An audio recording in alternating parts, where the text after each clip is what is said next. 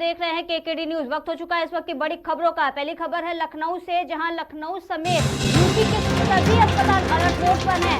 प्राण प्रतिष्ठा के चलते अलर्ट के आदेश दिए गए हैं। प्रदेश भर में इस अलर्ट को जारी किया गया है। जी हां, लखनऊ समेत पूरे प्रदेश भर में पूरी जगह अस्पताल से लेकर के हर जगह अलर्ट मोड है।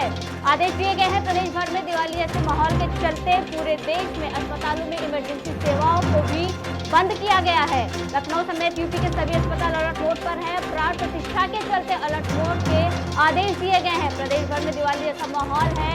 22 जनवरी को है प्राण प्रतिष्ठा का ये पूरा कार्यक्रम, जिसमें बड़े से बड़े नेता और अभिनेता शामिल होने वाले हैं। बिना VIP पासेस के एंट्री बैन है। लखनऊ समेत यूपी के सभी अस्पताल अलर्ट मोड पर हैं। प्राण प्रतिष्ठा के चलते अलर्ट के आदेश दिए गए हैं। प्रदेश भर में ये अलर्ट जारी है। लखनऊ के साथ साथ कई राज्यों में भी ये अलर्ट मोड जारी है। प्राण प्रतिष्ठा है 22 जनवरी को। जी हाँ, जहाँ प्रधानमंत्री नरेंद्र मोदी के साथ साथ योगी आदित्यनाथ और साथ ही कई बड़े बड़े नेता और अभिनेता इस प्राण प्रतिष्ठा का कार्यक्रम में हिस्सा लेंगे। लखनऊ समेत यूपी के सभी अस्पताल अलर्ट मोड पर हैं।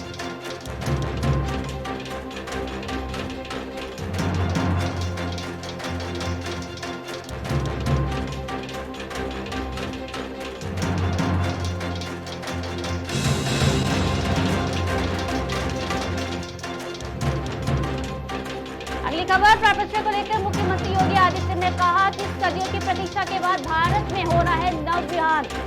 जी हाँ, इस नवविहान को देखकर भारत का वर्तमान आनंदित हो उठा है।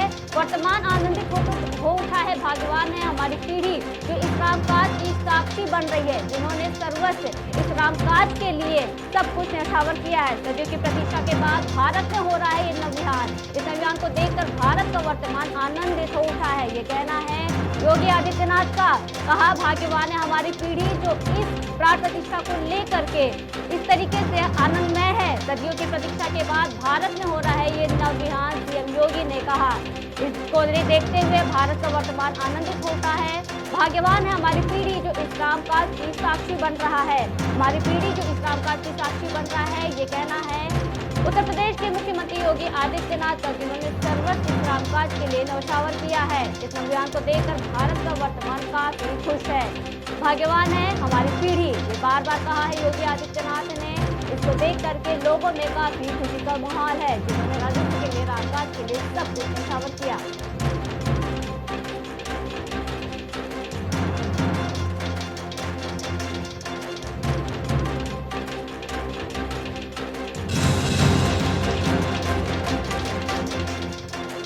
अगली खबर अयोध्या से है, जहां भजन सम्राट अनूप जलोटा का बयान आया। मंदिर बनाने वाला ही श्रेय लेगा। अनूप जलोटा ने प्रभु श्री राम के कई भजनों के बारे में कहा कि प्रधानमंत्री नरेंद्र मोदी को महानायक बताया जा रहा है।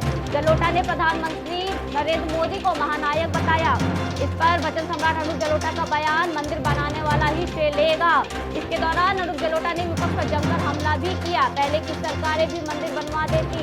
उनका कहना है कि प्रधानमंत्री मोदी को महानायक बताया जा रहा है। इस दौरान अनूप जलोटा ने विपक्ष पर जमकर हमला भी किया है। उनका कहना है मंदिर बनाने वाले को श्रेय लेना चाहिए।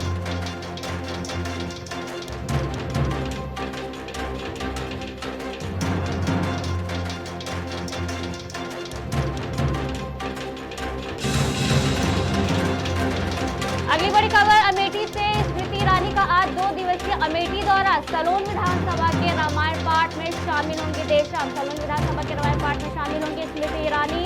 देर शाम गौरीगंज में स्वच्छ तीर्थ अभियान में होंगी शामिल। रात्रि 8 बजे जागर समारोह में सहभागिता करेंगी स्मृति ईरानी। इसके अलावा स्मृति ईरानी का 2 दिवसीय अमेठी दौरा है, जहाँ पर वो शिरकत करेंगी सलोन विधानसभा के रामायण पाठ में। स्मृति ईरानी का 2 दिवसीय दौरा। देर शाम गौरीगंज में स्वच्छ तीर्थ अभियान में शामिल। रात्रि 8 बजे जागर समारोह में सहभागिता करेंगी स्मृति ईरानी।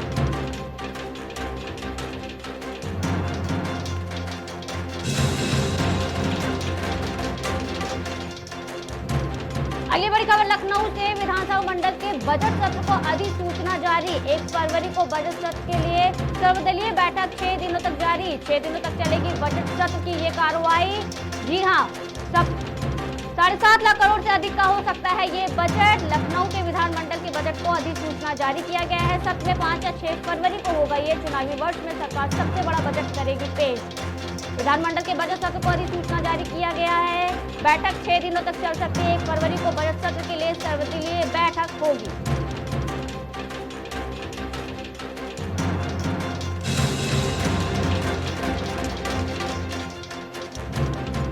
अगली बड़ी खबर लखनऊ से अयोध्या 23 तक नहीं जा पाएंगे भारी वाहन। लखनऊ पहुंचने वाले भारी वाहन नहीं जा पाएंगे। ये अयोध्या तक पहुंचने में सक्षम नहीं है। भारी वाहन बाराबंकी और अयोध्या नहीं जा सकेंगे। ट्रक समेत अन्य भारी वाहनों के लिए लागू रहेगा डाइवर्जन। 23 तारीख तक नहीं जा सकेंगे भारी वाहन। अयोध्या जाना उनके लिए मुश्किल है। लखनऊ पहुंचने वाले भारी वाहन नहीं जा पाएंगे अयोध्या। 3 दिनों तक नहीं होगा। भारी वाहन बाराबंकी और अयोध्या नहीं जा सकेंगे। 23 तक नहीं जा पाएंगे भारी वाहन। लखनऊ पहुंचने वाले भारी वाहन नहीं जा पाएंगे अयोध्या।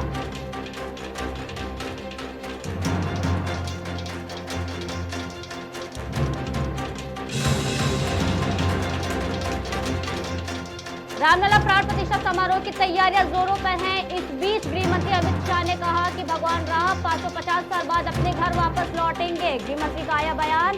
पीएम मोदी ने 2047 तक भारत को विश्व राष्ट्र बनाने का लिया संकल्प। रामलला प्राण प्रतिष्ठा समारोह की तैयारियां जोरों पर है। इस दौरान गृह मंत्री ने कहा कि भगवान राम 550 साल बाद अपने घर वापस लौट रहे हैं। प्रधानमंत्री का राष्ट्र बनाने का जो विकसित संकल्प था वो पूरा हो रहा है।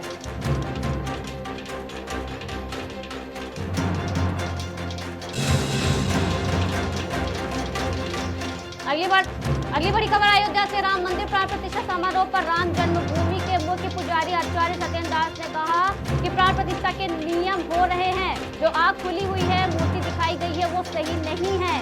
इसके अलावा प्राण प्रतिष्ठा से पहले उनकी आंखें नहीं खोली जाएंगी, नेत्र नहीं खुलेंगे। यदि ऐसी तस्वीरें आ रही हैं तो इसकी जांच होगी कि ऐसा किसने किया है। राम मंदिर प्राण प्रतिष्ठा समारोह पर पुजारी आचार्य सत्येंद्र दास ने कहा, जहां नई मूर्ति है वहीं प्राण प्रतिष्ठा के नियम हो रहे हैं। जी हाँ, उन्होंने कहा नेत्र नहीं खुले और जो आंख खुली हुई है, वो मूर्ति दिखाई गई है, वो बिल्कुल भी गलत है।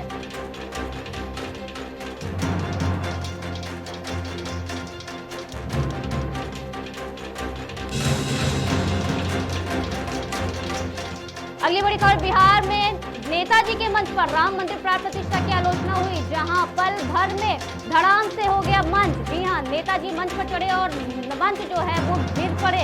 बिहार के गया से हैरान करने वाला मामला स्वतंत्रता सेनानी अब्दुल कयूम अंसारी की 51वीं पुण्यतिथि पर हुई, जहां ये मनाई जा रही थी 51वीं पुण्यतिथि, जहां पर पूर्व सांसद अली अनवर अंसारी भी थे मंच पर। मंच अचानक हिलने लगा और फिर धराशायी हो गया मंच। बिहार का मामला, पूर्व सांसद अली अनवर अंसारी के बाएं पैर में लगी गंभीर चोट। नेताजी के मंच पर राम मंदिर प्राण प्रतिष्ठा की आलोचना हुई। इसके अलावा जहां पल भर में धड़ाम से हो गया मंच, वहीं नेताजी को काफी गंभीर चोट आई उनके बाएं पैर में। बिहार के गया से हैरान करने वाला वीडियो सामने आया।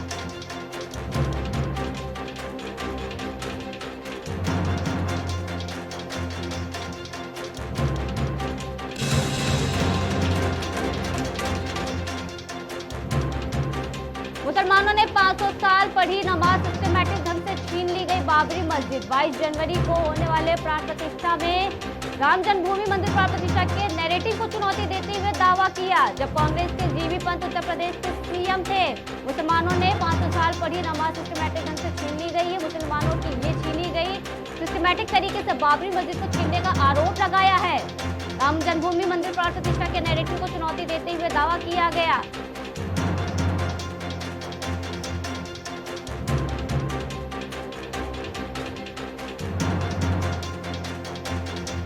प्राण प्रतिष्ठा समारोह से पहले एआईएमआईएम के अध्यक्ष असदुद्दीन ओवैसी ने मुसलमानों से सिस्टमैटिक तरीके से बाबरी मस्जिद पर, जब कांग्रेस के जीबी पंत उत्तर प्रदेश में मुसलमानों ने 500 साल मस्जिद को छीनने का आरोप लगाया। उन्होंने राम जन्मभूमि मंदिर प्राण प्रतिष्ठा के नैरेटिव को चुनौती देते हुए दावा किया। सिस्टमैटिक तरीके से छीना गया मंदिर को, राम जन्मभूमि मंदिर प्राण प्रतिष्ठा के नैरेटिव को चुनौती देते हुए दावा किया गया। मुसलमानों से छीन लिया गया था, जबकि वो वहाँ 500 साल से नमाज पढ़ रहे थे। जब कांग्रेस के जीबी पंत उत्तर प्रदेश के सीएम थे तो रात के अंधेरे में मस्जिद के अंदर मूर्तियां रख दी गई थी, फिर उन्हें निकाला नहीं गया।